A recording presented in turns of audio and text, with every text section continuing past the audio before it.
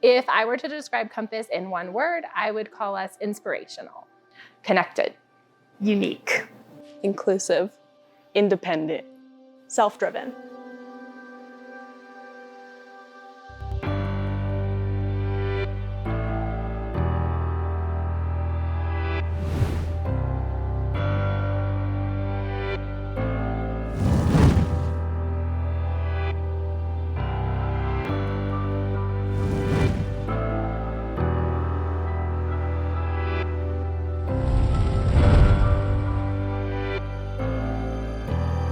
We are this tiny little school in a very large district doing really incredible work and striving every day to truly change the world.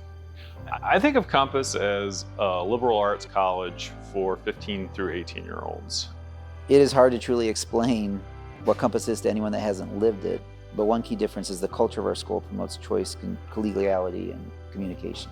And I think one of the things that we strive to do here is to make sure upper adolescents are treated with the respect and dignity that they deserve. It's a place where you have tons of choice and lots of support. One of our main goals, which really should always be the goal, is to send these young adults out into the world with success. So you're not hung out to dry and adrift without a paddle, but you're also not put through as many arbitrary classes and assignments as you would find perhaps in a traditional school.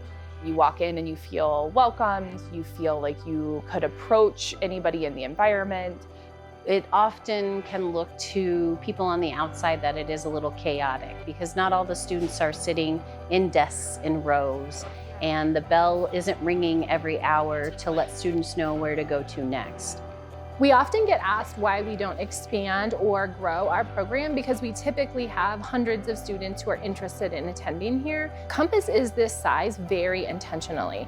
We have about 100 students in our high school, and this gives us the opportunity for every administrator to know the name of every single child. When you get larger than that, it's really hard to have that same kind of connection. As a small community, we're so tight-knit, and so it's hard not to know everybody's business, and I think that's just something as a small community we work through together. It feels very different. I know personally than my own experience, which was a big 2,000 student high school. This high school really feels supportive and like you can get the access to resources and true deep connection with peers and also with adults that there just really isn't time for in the day in programs where you're rotating through classes and busily trying to get to the next thing or the next activity. We like to have high choice, high expectations, and high support. And one of the things that we are doing to really help that is helping our students be intrinsically motivated to figure out what is their why, what is their drive, what makes them feel good to work on. You need to be able to self-advocate. You should be self-motivated and self-directed, and that you are understanding what's being asked of you as far as time management and scheduling, and understanding that you are responsible for your learning and that all the adults and guides are here to support you, but ultimately it is on your shoulders to figure out what it is that you need to learn and how you're going to get that help if you need it, and not to be afraid to ask for help or support if that time comes. And part of that is having some negative experiences. Maybe they turn in something late, they have the anxiety around it. We are encouraging those students to connect with their guide, talk to their advisor, work that out on their own. I actually am pretty close with all of our guides. I think it's really nice just to be able to work with them so closely. Like, I don't feel I can't go speak to them or ask for help. Like, it's not hard to do that. We all learn best when we make mistakes, right? If we never make mistakes and we never have those challenges or obstacles that are put in front of us, I think we lack growth.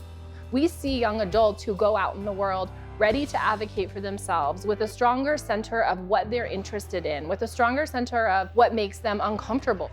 When we say freedom, we mean the freedom to have a better idea, the freedom to respond in a way that's more rich and more meaningful, not the freedom to not do math, to not read books, but the freedom to make suggestions, to follow passions, to integrate content. We work with them in terms of setting up their schedule, choosing their classes. But I think the best thing that they do is that they come in every Monday morning. We have a community meeting, we have advisement, and then they go, we have what we refer to as the board. They go to the board and they actually schedule their own classes. By creating their weekly schedule each week, that freedom that gives them, it really prepares them well for college. Students have much more flexibility to make a schedule that's rich and meaningful to them, that allows them time to move their body or work for pay or engage in independent projects that matter to them. And so what we do here is to try to keep students' flexibility as maximal as possible and to minimize the amount of time where there's an adult standing in front of a room of students droning on. I think it's important to know that you are stepping into a space where you are becoming more of an independent person. You're looking towards that young adulthood. We work as a community, but in order to be a part of that function, you need to be able to work individually and advocate for yourself and have respect for those around you. So it's really important that we're addressing any social emotional needs that are happening here at school so that students can access their academic experience during the day. Homework is not a huge thing. Just because you have time here to work on your work, like at other schools, I feel like you go to class and you sit there for that hour and go through the lesson. Like here, you have your lessons and then you have time to work on your assignments. What we do differently is we encourage students to work on skills in a recursive fashion so that they are constantly reviewing what they know and extending that further. There's a tendency in education to pump concepts and ideas into students' head, give them exams, and then immediately move on to something completely unrelated. And so what that means is that students might have a lot of exposure, but they don't have a lot of capacity to use those tools in a consistent way. And so what we try to do is recursively go back and touch on skills that have been taught previously so that students have a current toolkit that they can use to look at novel and interesting questions.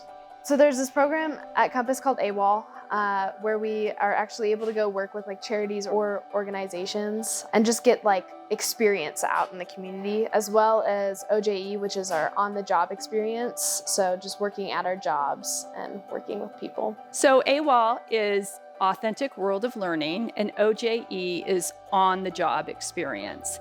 And as a Montessorian, what I understand is students always go out from a very early age, right? From the itty bitties, they start going out and they have these community experiences.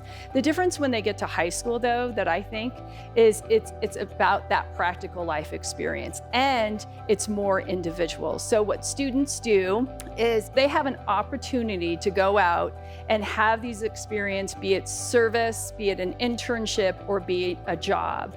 So it allows them to be autonomous in the bigger world, which I think sets them up for success later in life. A big part of our sports program here is that it's very student-led and student-driven. The Ultimate Frisbee team is kind of the classic example. It's our oldest sport. It was started by a student that I used to go throw the Frisbee with when he was in the farm school. And as a senior legacy project, he asked if he could start a team. And he's the one that came up with our mascot, the unicorns.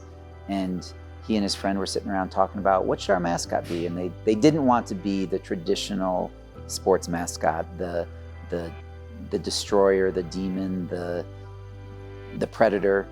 They wanted to be something magical and mystical. And so they brainstormed for a second. He's like, I know, we'll be the unicorns. And so we've been the unicorns ever since. Other teams will come in and they won't really know what to expect. You know, the unicorns come out and we do these loud cheers and, you know, we're decked out in our pink and they sometimes underestimate us. And when we're on the field, one thing that really separates us from the other teams is the other team will make an amazing play and our sideline will erupt in cheers for the other team. And the other team's just like, why are they cheering for us? And then all of a sudden the other team starts to do the same thing. They start to cheer when we have good plays, and it just creates a very different environment than the win at all cost atmosphere that's found in sports from the youngest level all the way through pro sports, unfortunately, where it's just win at all cost attitude, not worry about the health or well-being of the other players, and our students will bend down and pick the other player up and make sure that they're okay. I really think that no matter if you come in with lots of skills and experience or a difficult academic background, whether or not you're dead certain of what you want your future career to be, or whether or not you have no idea what to do going forward, I think this is the perfect place for every student.